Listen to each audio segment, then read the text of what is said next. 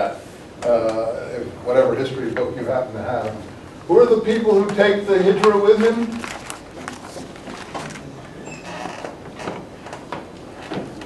Mu, someone, H-J-R, hijra, U-N, plural.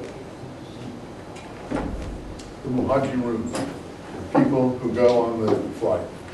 And then you have in Medina you have the Ansar. It's a different plural in Islam.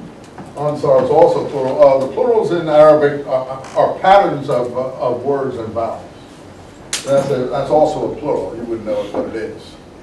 And like, for instance, the sahib is a word for companion. Ashab. You see, that's a plural too, meaning the companions. And you see it's the same form. You look at the vowels to see the form. And that's how there's patterns of words. That's a plural pattern. This is a plural pattern too. It's interesting how the language is very, very systematic, extremely systematic, built up on three-letter roots. The vowels don't count, so the three-letter roots are S-H-B, N-S-R, H-J-R. I can find you the three-letter roots in these words. You may not be able to find them as quickly, but they're all there. So, but Arabic is still a difficult language in terms of it has a huge vocabulary. If you're not used to it, it's not something people ask, how long would it take me to learn Arabic? A year or two? I said, no, it's more like 4 or 5. So it's not something you want to bite off and chew lightly. It's not a simple language. It takes time. German takes a lot of time, even though we have a lot of German words in English too. Anyway, the Ansar are the people who join the community in Medina, meaning helpers. Ansar is helpers. And they together, the Muhajirun and the Ansar, make up the Ashab, the companions. The companions of the Prophet.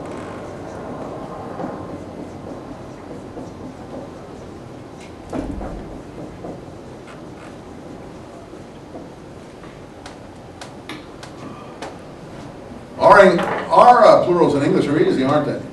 Just add an S on things, right? Simple. It's more complicated in Arabic. Anyway,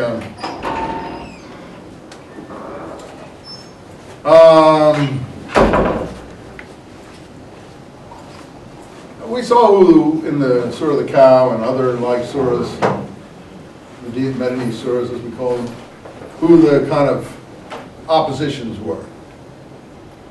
The backsliders, the hypocrites. I think in Arabic it's munafiqun, the hypocrites.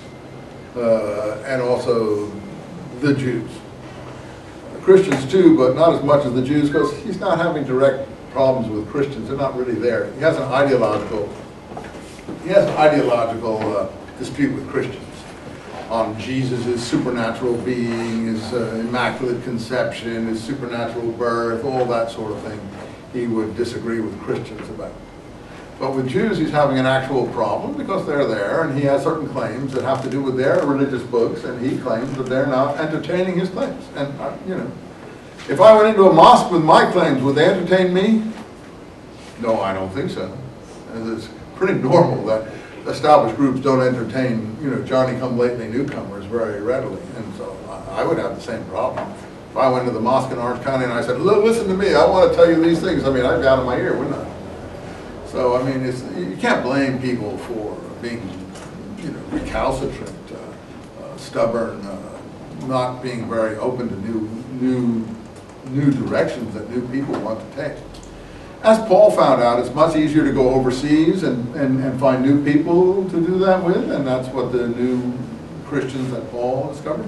And in Muhammad's case, it was much easier to turn away from the Jews and go to the tribes, and he succeeded. And Paul succeeded, and so did Muhammad. And I think someone was saying on TV the other night, we have a billion Muslims, or 1.5 billion Muslims, and 1.5 billion Christians, and we've only got about 15 million Jews left in the world. So the daughter, or, you know, derivative religions have succeeded far beyond any of the original in terms of you know, their appeal and their cosmopolitan reach.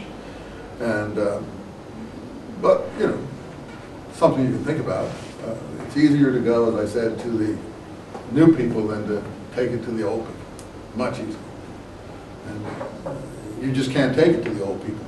You know, unless some terrible disaster has occurred, it wouldn't happen. So the Jews come in for his ire, and I'm afraid that's reached to the modern period. It's been easy for anti-Israel people and propagandists and people who want to get people excited and angry and worked up about different problems, for good or for bad, justified or not, I don't know, to work on this aspect because it's in the Quran. So it can be easily, you know, inflamed. And that's a lot of what you see at the present time in this antagonism, because it's already there from this experience in Medina. So, it's unfortunate for the two groups that that is the case. That makes it more difficult and easier to make people upset and not happy with each other. Okay. Hitler found the same thing was possible in what he was working with in Europe for the same reasons. It was already in the New Testament, and so all he had to do was inflame a similar passion to get where he wanted to go on this particular issue.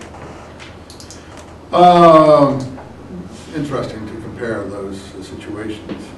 In any case, after Badr, where the Prophet was successful, we know there were 3 Jewish tribes. This is in the biographies. I don't remember their names totally, but the first Jewish tribe was expelled.